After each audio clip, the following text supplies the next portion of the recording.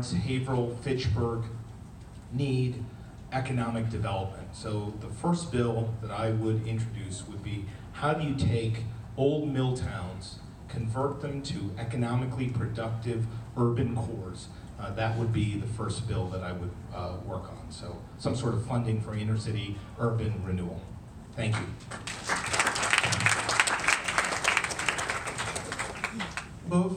But I'm sorry, I know I keep mispronouncing your first name. Boba, how about you?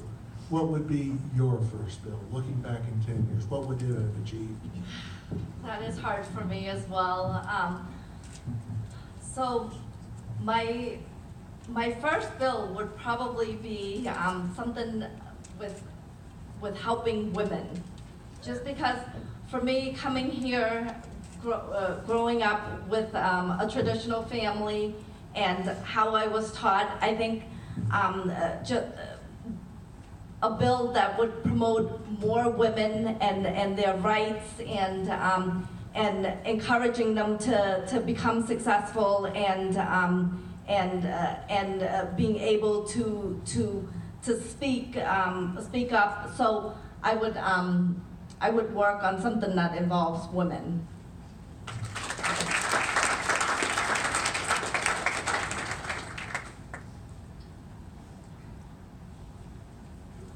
Who's only gotten one question so far? Okay, Keith? Don't worry, I'm going to get you all. Keith?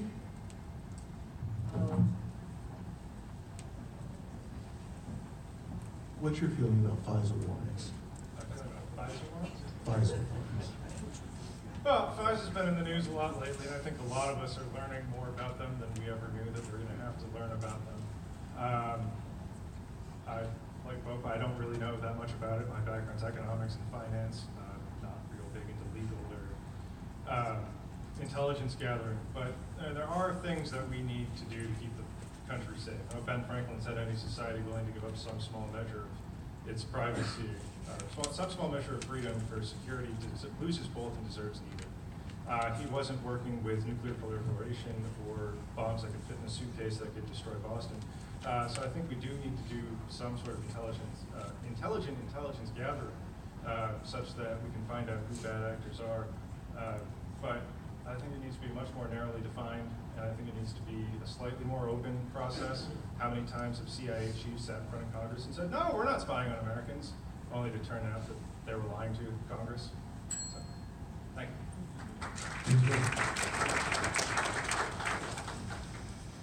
Lori, what are your feelings on the Electoral College?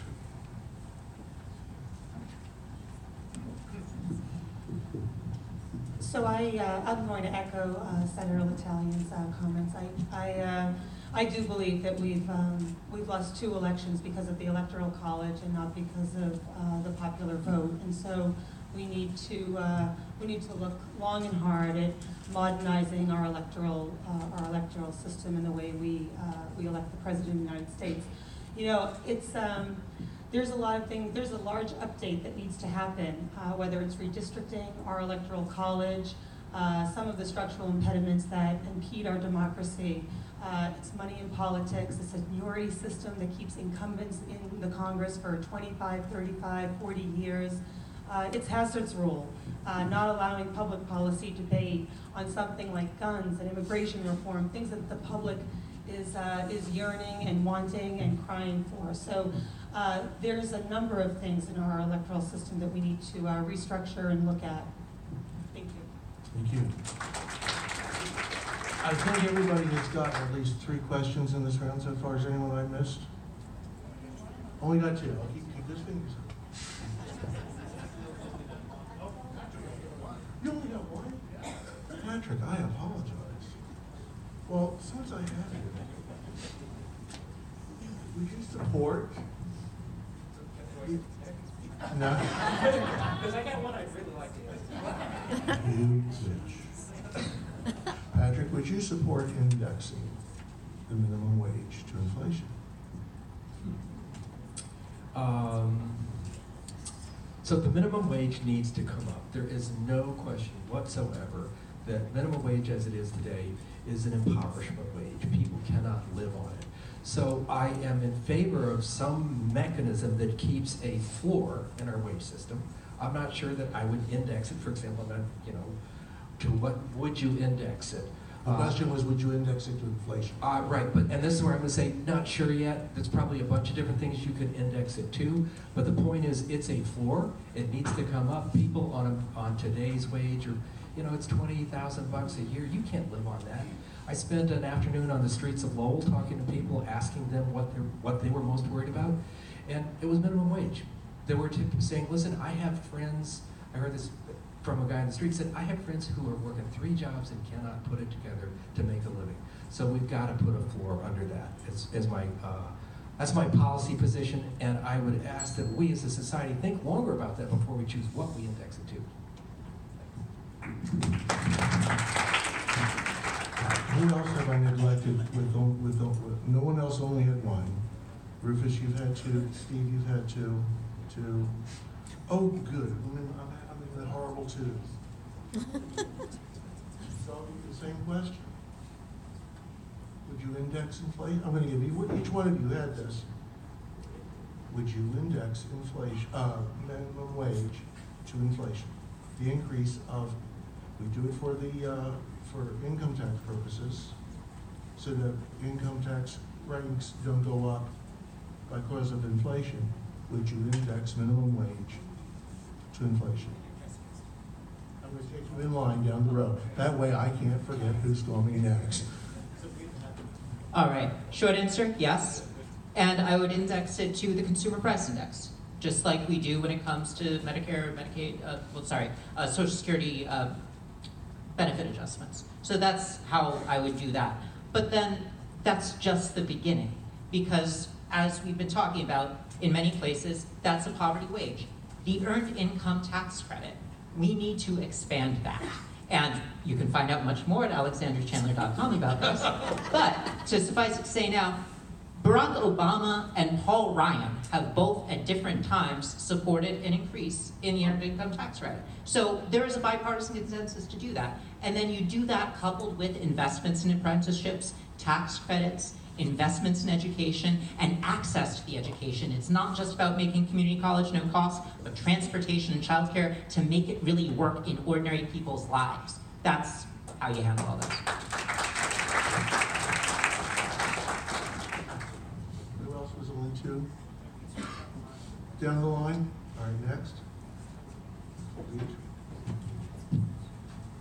I run a business that employs about 75 people in this district.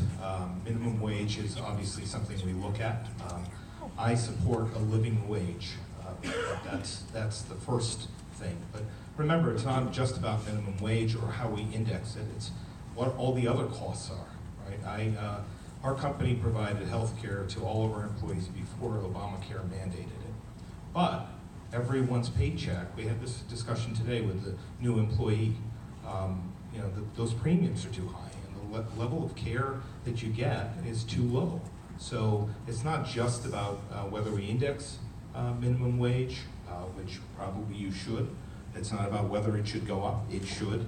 But there are a lot of other realities that you get when you're in a business perspective that I have to say our people aren't getting enough of a living wage, and we need to solve that. Thank you. Next. I answered the minimum wage question before. I know it's slightly different. What's that? Oh, there we go.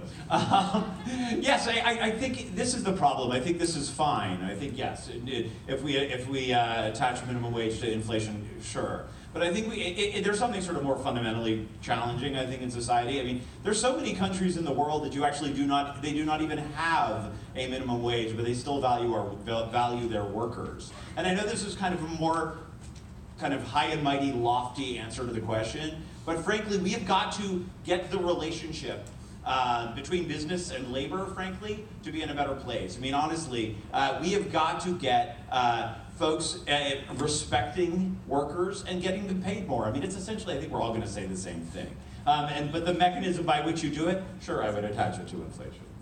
Yeah.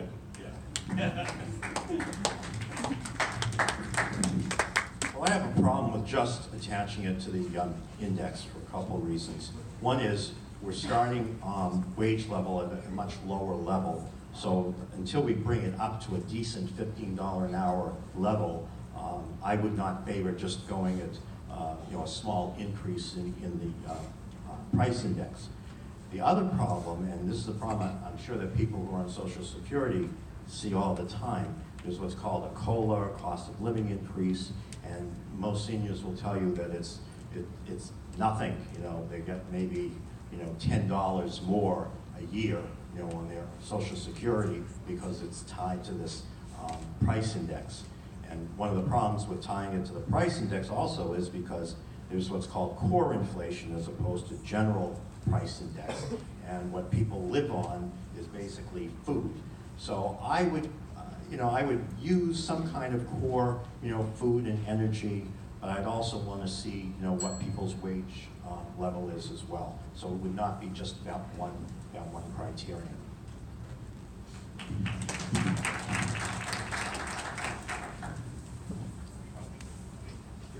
You don't want to get sent in for detention. The answer is yes, first and foremost. But Len brought up some good points about what we index it to relative to inflation, and he's also right about the fact that we've got to increase it first. In order to live at a living wage in the Commonwealth of Massachusetts, you have to make $17 an hour, and that still gets you like barely above anything. And that is a ridiculous wage for a human being to live on in Massachusetts. So I would be for increasing not just to 15, but definitely indexing it, because the minimum wage is not just a wage issue. It's a civil rights issue, because the majority of people who earn it are people of color. It's a disability issue, because the majority of people who are disabled are earning the minimum wage. It's a woman's issue, and a family issue, and a child care issue. All of those issues have to be addressed, because it's not just about the wage we pay folks, but what happens at home. Do they have child care? Are they getting education benefits? Are they getting the health care that their family so richly deserves? And do they have proper housing? All of that has to be addressed, but first we have to index and raise the minimum wage. I think we're missing the point a little bit here. I think we need to stand for the fact that every single person in this district deserves a good, well-paying job that they can provide for their family with. And yes, that's indexing the minimum wage to inflation. That's just a small part of this. For decades now, if you look at the data, productivity of workers has continued to increase, but wages have remained stagnant, starting under Reagan-era tax policies. We need to fight to invest and be the party of jobs again as Democrats. We need to invest in our workers. We need to stand with our labor unions. And we need to stand for a strong middle class, and we've gotten away from that. So minimum wage, sure, but it's so much more than that. Is there anyone else asking a third question before I go? Robert, go ahead, sorry. I didn't see you stand up. My bad. I'm proud to say that I've voted on numerous occasions, both in the House and in the Senate, to raise the minimum wage. And I am a co-sponsor of the Fight for 15, have voted for that, and would continue to do so. I think it's an interesting discussion where we index it to, but I do think that it should be indexed. We've never done that, interestingly enough, in the legislature. The cynics would say it's because we like to go back and take what is a good vote every so often, but I do think it should be indexed. I think we should establish a floor and go up from there. I further agree that the sentiments that this needs to be taken in a holistic view, not just wages, but also the accompanying supports that people need to live a life of dignity and purpose. And that does include housing, and that does include a whole bunch of other things as well. And lastly, although they're not doing minimum wage, I agree that we index right now Social Security. Our seniors in no way is reflective of inflation, and so oftentimes they are getting a small increase, and it's being completely absorbed and taken away by the cost of their Medicare. Thank you.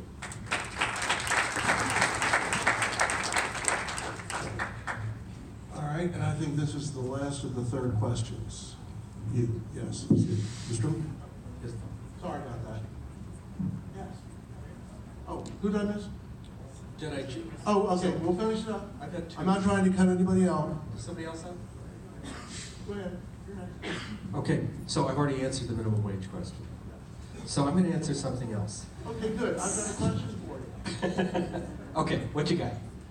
Do you believe that the president should be prevented by law from discharging anyone within the Attorney General's office while they are under investigation? All right, well, I'd like to refer that to my lawyer, Mr. Beige Doss. I think this is a separation of powers question.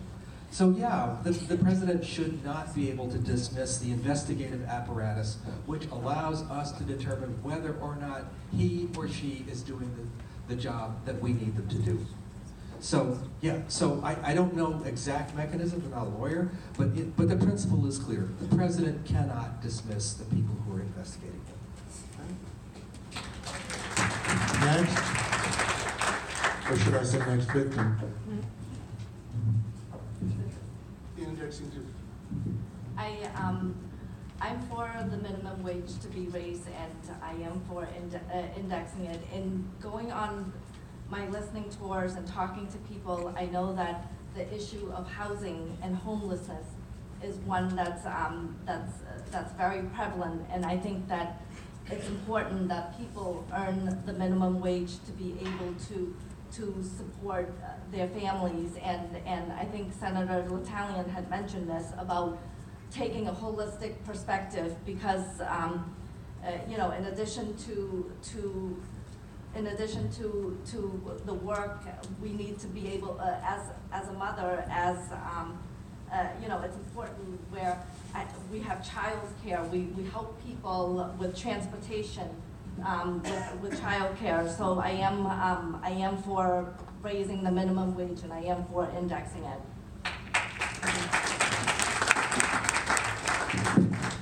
In this country, no one who works hard should have to live in poverty. And yet for years and years and years, we've seen the cost of living rising, and minimum wages have not. I think we need to ensure that our government and our public officials advocate on ensuring that people have a living wage. And not just that, like some of the sentiments that were shared earlier. It's not just about making sure people have a living wage. It's about also making sure people have access to economic opportunity. And that starts with a high quality education. We need to actually fund adequately our public schools. We need to address the achievement gap. We need to have access to universal pre-K, and we need to make college more affordable. And there are going to be people who are not interested in college, and for them, we need to make sure that we're providing job training, career development opportunities, and that we're supporting public and private partnerships with small businesses, community colleges, and our state universities. And I'm committed to doing that if I'm given the pleasure to represent you in Congress.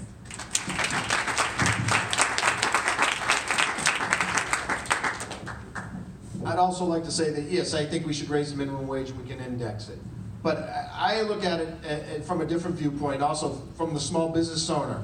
I'm the director of the Small Business Center in Lowell, so I help folks start a small business. I help them expand a business. Okay, I'd like to see something on the flip side that helps the business owners who are employing people get some kind of tax benefit for that. Because when you raise the minimum wage to $15 an hour, I know several small businesses that it's only one or two people, the owner and maybe one other person working there.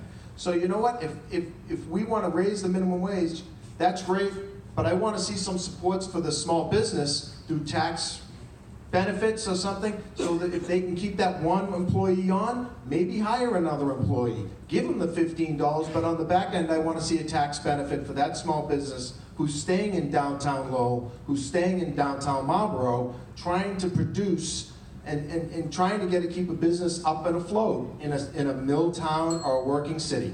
Thank you.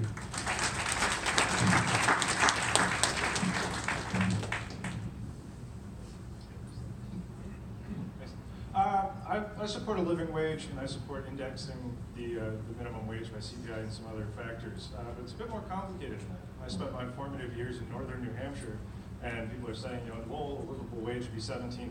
$17.50 in northern New Hampshire, dear God. If I could have had that in high school, I could have lived the life. It would have been brilliant. I never would have had to have left. There's Mississippi, Alabama, Arkansas. There's a lot of places where $17.50 an hour is just an astronomically high wage.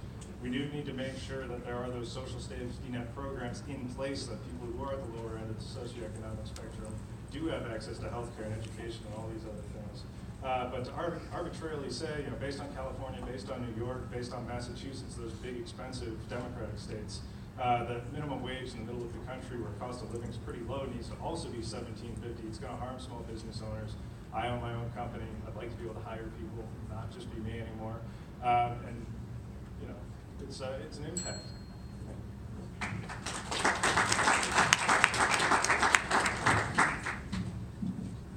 Thank you. So I feel pretty passionately about raising the minimum wage and indexing. I mean, you grow up in a city like Lowell, you see too many families living below the poverty line, and I know that's the case in many of the working class cities in this district. So it's not just about the minimum wage, and it's not just about giving hardworking families economic mobility. It's around giving affordable daycare so women can actually go to work and support their children, especially when they're doing it on their own. It's about affordable health care and making sure that we can afford our medical bills, and also investing in our public education so that when we're looking at that income inequality gap, and we're trying to rise all boats, we are giving people a fighting chance at the American dream. Thank you. Thank you. Last question is a show of hands only, and then we will go to summary statements. There are only 2 nations in the world that have a debt limit ceiling: the United States and Denmark. This was not for you, Rufus. The Danish debt ceiling limit is astronomically high and is intended only to be used in case of national catastrophes and war. The United States debt limit ceiling was contrived as a budget control during the First World War and recently has come into some disrepute. Show of hands. Do you favor repeal of the national debt limit ceiling? Yes. Anyone? No. Okay.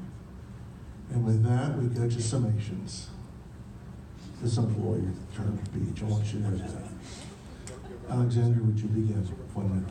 Each of you have 1 minute for summation. I'm running because I humbly believe I'm the best candidate to get things done for working middle-class families. I tackled some of the toughest problems on the planet for 13 years in the intelligence community, the proliferation of weapons of mass destruction from countries like North Korea, stopping the spread of that. I am also the only candidate in the race with direct experience in national security, and I have direct experience in community health care. I was the director of a community health center for 5 years. I'm also running because I'm a working mom, and I know the challenges of high child care costs, student loan debt, and have had to juggle that myself. Addiction has touched my family and contributed to my father's death when I was 17. So I'm running to bring those concerns to Congress, and I'm running to take on big money politics. Because humbly, I submit the reason why your priorities and mine are not getting met is because Congress doesn't look like us. So in order to take that on, we need a credible leader that comes from the working middle class to take that issue to Congress. I humbly ask for your support. I'm answering a call to serve. I would be honored to have your vote. Thank you. Thank you. Beach.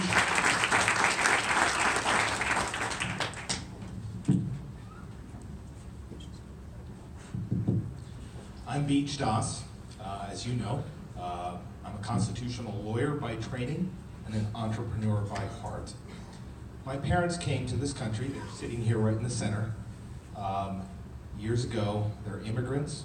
My dad came here with $8, left India with $8 in his pocket. Now his son is running for Congress. I will tell you, I'm humbled to be here on this stage with everyone. This district is in my blood.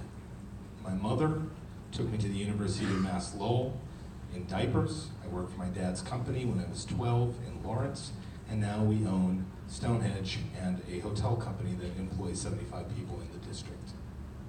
I'm not a politician.